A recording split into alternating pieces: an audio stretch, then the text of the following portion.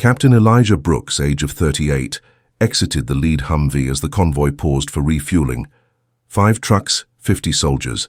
Scheduled rest window, 8 minutes. Private Luis Ortega, age of 22, requested confirmation for disembark. Brooks approved. The unit began short individual breaks. Near Pump 3 sat an elderly man, estimated age 75, wearing a worn military jacket. His cane was positioned upright, unused. Brooks noticed him while walking toward the station's entrance. The man was speaking quietly, almost muttering. Brooks stepped closer and inquired. The man identified himself as Walter Briggs, Vietnam veteran, 82nd Airborne, served from 1968 to 1971. He stated his son had driven away after he refused to exit the vehicle due to leg pain. Brooks listened, responded with rank acknowledgement and stood upright. Brooks turned toward the trucks and issued a direct command. All personnel out, formation at attention, helmets off. No explanation. Within 60 seconds, the entire convoy stood aligned. Brooks introduced Briggs by name and unit. He ordered individual recognition. Private First Class Denise Harland initiated with a salute. Others followed in succession. All 50 personnel completed the gesture without deviation. Briggs remained seated, silent. Brooks stood beside him, observing without further instruction. No orders were given to resume, until all soldiers had returned to position. The convoy exceeded the scheduled stop by 21 minutes. No soldier registered a complaint or inquiry. Captain Elijah Brooks noted the overage in his field log and resumed the lead vehicle. The return to Fort Banner proceeded without deviation in route or formation. Soldier activity during transit reduced to minimal chatter, informal conduct suppressed. No questions were asked regarding the delay, nor was the decision challenged. Within ranks. Upon entry at Fort Banner's North Gate at 1642 hours, Major Ryland Cross initiated a delay protocol acknowledgement. Brooks submitted an immediate request for direct report to Colonel Timmons, bypassing standard debriefing. The request was granted without confirmation of reasoning. Escort authorization was verbally confirmed. At 1706 hours, Captain Brooks entered the commanding office. Colonel James Timmons, 55, acknowledged his presence with minimal interaction. Brooks delivered a direct explanation. Deviation from schedule resulted from voluntary action to honor a Vietnam veteran, Sergeant Walter Briggs, abandoned at a civilian fueling station. Brooks confirmed he ordered all 50 troops to disembark, recognize the veteran, and return only after full acknowledgement was completed. Colonel Timmons requested confirmation that no external authorization had been sought. Brooks confirmed no request had been submitted through command channels. Timmons acknowledged the integrity of the decision, but cited procedural failure and unauthorized use of command authority. No disciplinary action was issued at that time, though verbal reprimand was implied. The same evening, informal communication spread among units at Fort Banner regarding the incident. Soldiers within Captain Brooks's convoy were approached by peers and mid-level officers seeking clarification. Several individuals within the 4th and 7th platoons requested written summaries from participating personnel. No opposition was documented among the troops who had participated in the gas station formation. By 1900 hours, Private First Class Denise Harland initiated a typed statement outlining the sequence of events. The document contained names, service numbers, and acknowledgement of voluntary compliance. The letter highlighted the absence of resistance among the unit, the identity and service background of Sergeant Briggs, and Brooks's conduct. It included one paragraph expressing that the action represented fulfillment of military ethics. Harland obtained 49 additional signatures without formal prompting. No refusal was documented. The signed document was submitted via internal base mailing protocol to the Office of Personnel Command and the Public Information Liaison.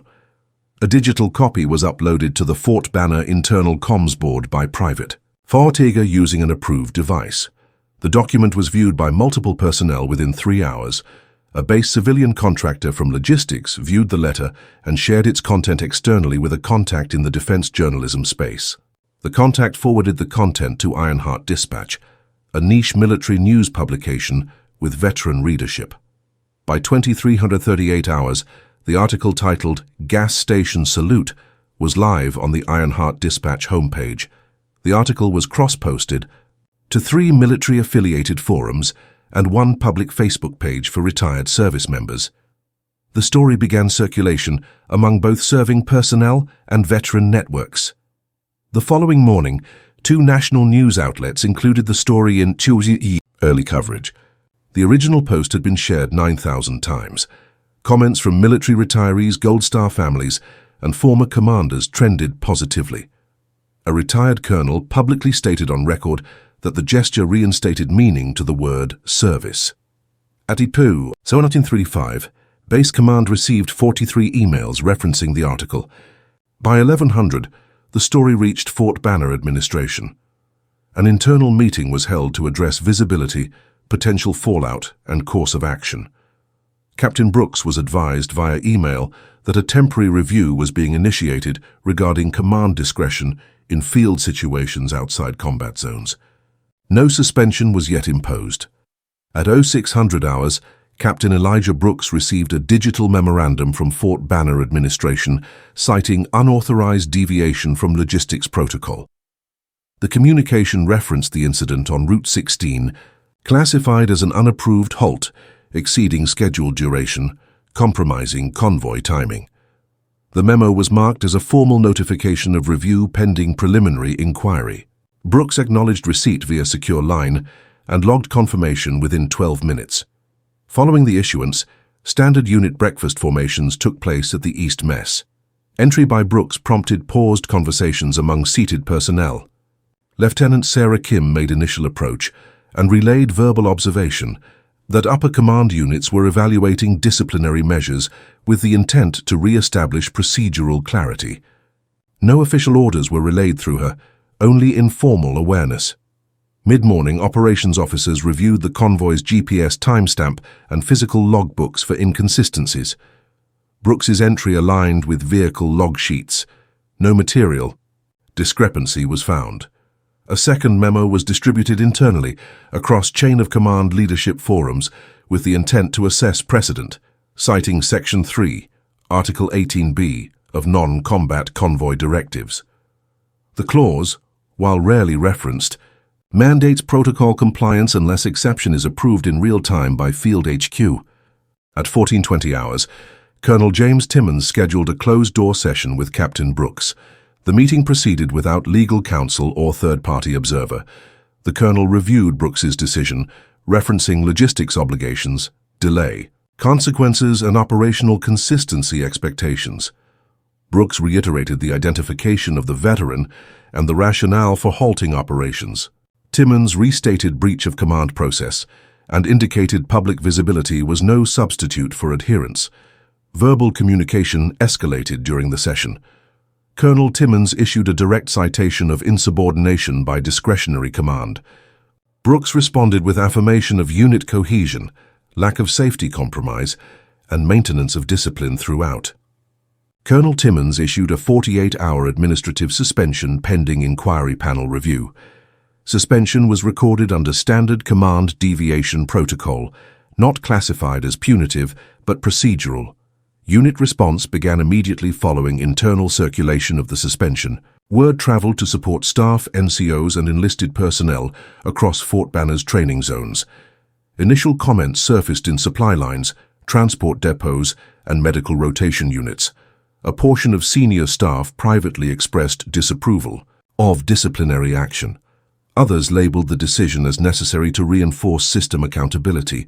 No formal statement was released by the command office. Within 12 hours, external digital platforms posted updates citing the suspension. Journalists with access to base contacts posted direct quotes without approval. Social media platforms generated posts referencing gas station salute and Brooks's name in relation to command ethics. Online commentary intensified with shared content from retired service members, including high-rank officers and decorated veterans. Command information systems flagged an increase in external traffic. An unverified document titled Uniform Over Regulations was circulated, allegedly drafted by Fort Banner personnel. It criticized selective enforcement and cited inconsistencies in applying command articles. While unsigned, Analysis linked phrasing to personnel within the 12th Infantry Company. The original file was deleted within 3 hours, but screenshots continued to circulate. The acting duty officer temporarily assumed field responsibilities for Brooks's unit. Standard operations were not disrupted. Daily reports from his company were submitted on time, and all internal logs remained compliant. No unit member submitted complaints or indicated morale impact. However, recorded internal messages among soldiers showed group alignment with Brooks's decision. The investigative panel convened within 36 hours, consisting of 3 senior officers outside Brooks's direct chain of command. Each officer received access to logs, troop statements, and media material. Testimonies were requested from squad leaders and drivers from each convoy vehicle. No soldier contested the timeline. Most used voluntary compliance and full unit cooperation in their summaries. By the time of the final suspension hour, no secondary violations were cited. The base's civilian liaison reported to command that veteran organizations from 6 states had sent letters supporting Brooks's reinstatement. One document from the National Alliance of Retired Infantry Officers included 243 signatures and a recommendation that the Department of the Army recognize the incident as meritorious conduct. All information was forwarded to Central Command with the subject line, Case Captain Brooks, Operational Discretion Use Review. The case was reclassified from internal procedural violation to public interest command conduct. Further action was temporarily halted. Final evaluation was deferred pending top-level recommendation. Private First Class Denise Harland composed a formal statement using the standard-issue laptop assigned to Logistics Bay 4. The document consisted of a single paragraph emphasizing professional recognition of Captain Elijah Brooks's leadership decision and its consistency with the foundational purpose of military service. The document made no legal argument, nor referenced procedural directives, but instead framed the action as alignment with military values. It included no inflammatory language. The tone was neutral, the structure professional, and formatting conformed to internal memo protocol. Harland personally presented the document to members of her squad during downtime, following physical readiness assessments. Within 48 minutes, all squad members reviewed and signed. The document was then transferred physically to squads across the 5 trucks that had formed the convoy. No soldier declined to sign. By 1900 hours, all 50 signatures were appended in full, with rank, name, and identification code. No added commentary or revisions were included. The document was hand-delivered by Harland to the administrative desk for internal dispatch, with a routing request to the Command Personnel Review Office, Public Information Liaison, and Brigade Ethics Council. Simultaneously, a digital version was uploaded to the secure document server under the heading Field Action Declaration, 12th Infantry. Access was granted to command-level administrators across regional offices connected to Fort Banner. A civilian contractor from the base's Supply Documentation Division accessed the uploaded file during an overnight audit cycle. The individual, employed by ClearPath Support Logistics and authorized to view unclassified materials, duplicated the document and transmitted it externally via private email to a known contact in the Independent Military Journalism Network. The contact verified contributor to Ironheart Dispatch received and confirmed the message within 27 minutes of submission. The document was reviewed, redacted for personal identifiers, and published under the feature column. Ironheart Dispatch released the article at 6:20 hours under the headline, Gas Station Salute. 50 troops stand for one forgotten soldier. The piece included a chronological recount of the incident, quotes from the signed letter, and background context on Sergeant Walter Briggs. The article was indexed under both Field Command and Veteran Relations. Social sharing functions registered over 7,200 interactions within the first 11 hours. By 1,000 hours the same day, the story was aggregated by 2 broader veteran-run platforms and republished with added commentary. Screenshots of the article circulated within private forums used by both active duty and retired personnel. Hashtags referencing Brooks, the 12th Infantry, and Briggs Salute began trending within military-affiliated networks. CNN Digital platform picked up the story 24 hours later.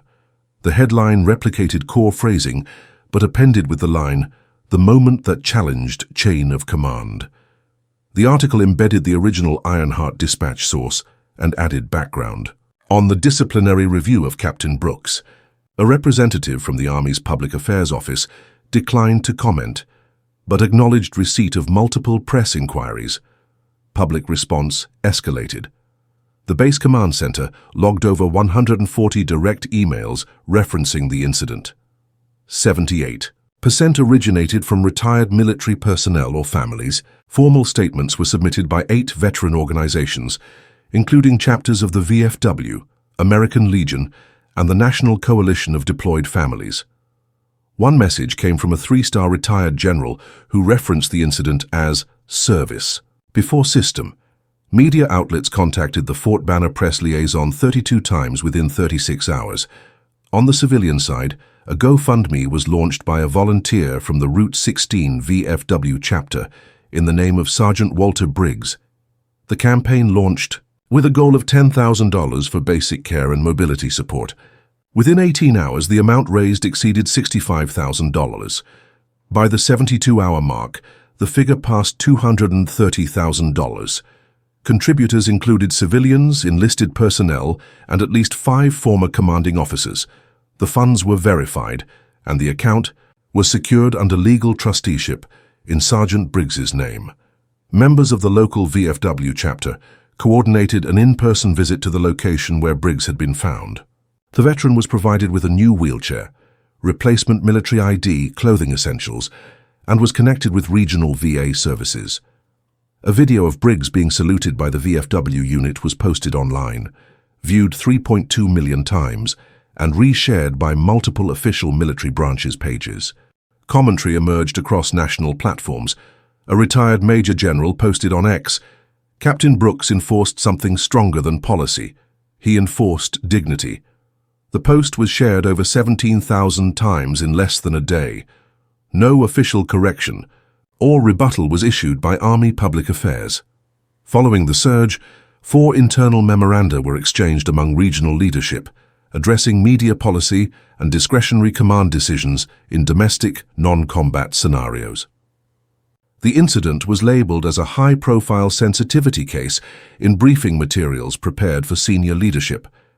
Within Fort Banner, unit cohesion remained intact. No incident of dissent or protest was recorded. Base command was advised, by legal counsel, to refrain from issuing statements until Central Command issued protocol clarification. The review of Captain Brooks's conduct was shifted from regional ethics to centralized conduct review by the Office of Command Oversight. All inquiries were put on hold, pending further instruction.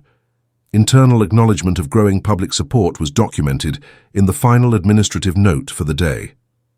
Fort Banner issued a base-wide directive scheduling an all-unit assembly for 700 hours Friday, designated as a formal gathering under administrative classification Command Review Statement.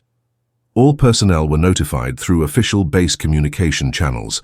Attendance was marked as mandatory for ranks E1 through O5. Command staff arranged podium equipment, and logistical staff prepared audio feeds for internal documentation. Captain Elijah Brooks reported in full uniform at 0650 hours and was positioned near the periphery of the central lineup. Command presence included Colonel James Timmons, senior non-commissioned officers, and operational adjutants. No agenda was distributed beforehand.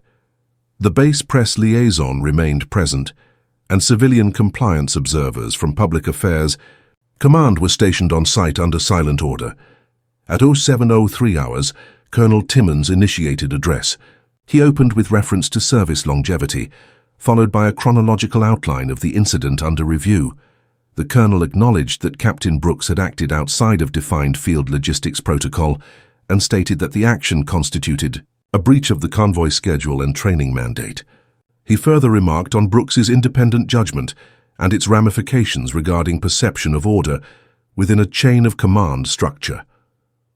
Colonel Timmons proceeded to issue a formal admission that the previous disciplinary action taken against Captain Brooks failed to recognize the moral integrity and value consistency demonstrated by the decision in question. He declared the suspension voided and reinstated Brooks to full command, effective immediately, with all privileges and responsibilities restored.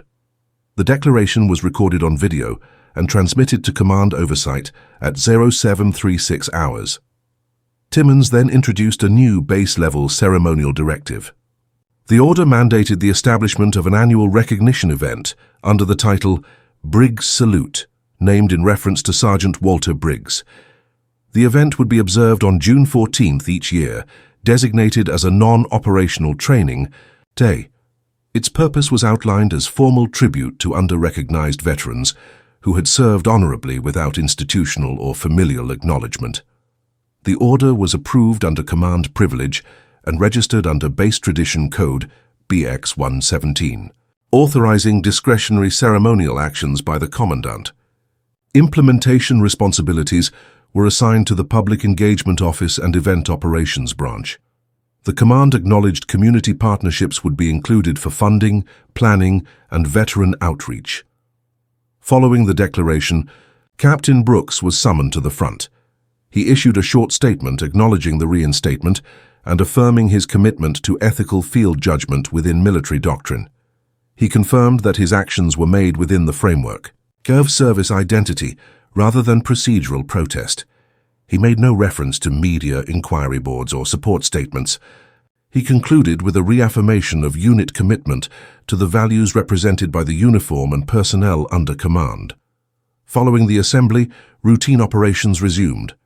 Internal reports confirmed unit cohesion remained intact.